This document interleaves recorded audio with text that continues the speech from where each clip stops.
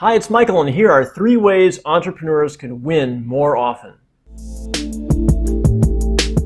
Okay, number 1, the first way entrepreneurs can win more often is as you are charging ahead in your entrepreneurial venture, don't forget to recharge. That's right.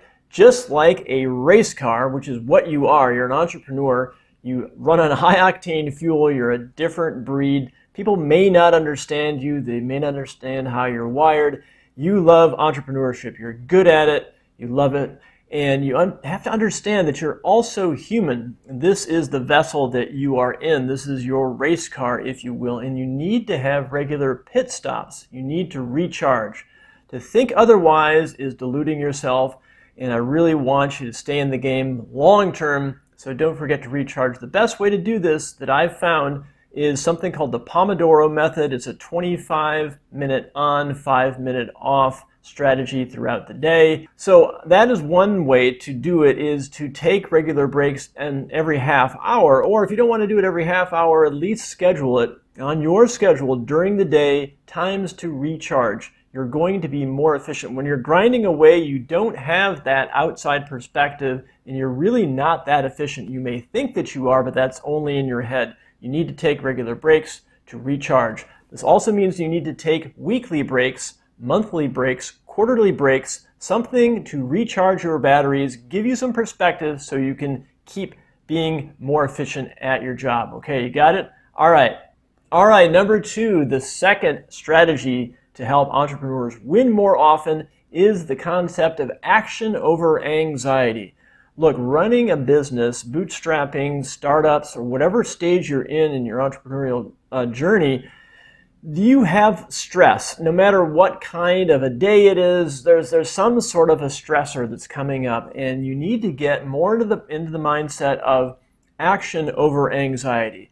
Any kind of a worry or anxiety has a corresponding action that's going to either solve it or diminish it. And when I say diminish, what it means is that you probably already found this out. You're not necessarily solving all your problems perfectly all the time. What you can do, though, is make progress towards solving some of these worries. So get into this mindset of asking yourself, what is the one action that I can take to address this worry or anxiety? The smallest action. What that's going to do is it's going to dissipate the anxiety energy, get it out of your body and into some sort of a forward motion or progress.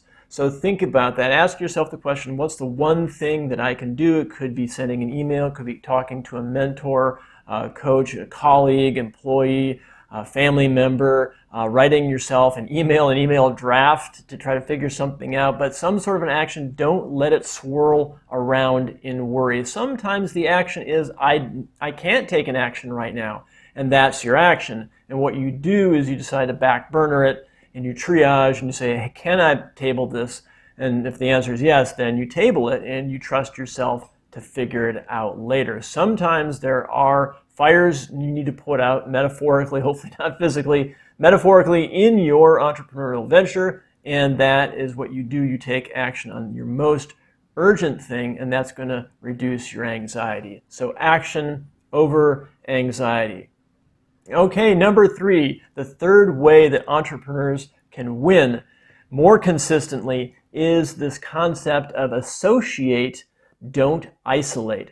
What I mean by this is that when humans are under stress, we tend to isolate ourselves. We tend to try to figure it out all on our own. We get a little defensive about things, and it's kind of a survival mechanism. Now, that can be really useful at times if you just want to get stuff done. You just charge ahead and you do it yourself. What I want to encourage you to do, though, is to err on the side of associating with other people, networking, reaching out for help, getting perspective, getting out of your silo. Even if it feels like the natural thing to do, don't isolate, associate. Again, call a mentor, a friend, family member, trusted colleague, anything you can do. Get out, go outside, go for a walk, smile at a stranger, something. Keep that human connection going. It's going to give you more ideas. It's going to get you out of that mode of self-criticism that's in your head, which isn't really that efficient. So work on associating, networking, get out there more, and mix it up with other people that's really going to help you in the long term. So there you have it, the 3 top strategies that I've found lately for entrepreneurs to keep them winning more often, more frequently, and in the long term are: number 1, as you're charging ahead, don't forget to recharge on a regular basis. Number 2, action over anxiety. And number 3, associate, don't isolate. If you use these methods, I think it's going to help you win more consistently, keep you in the game longer, and avoid burnout, okay? So I hope that helps you. Keep fighting the good fight, and good luck in your venture.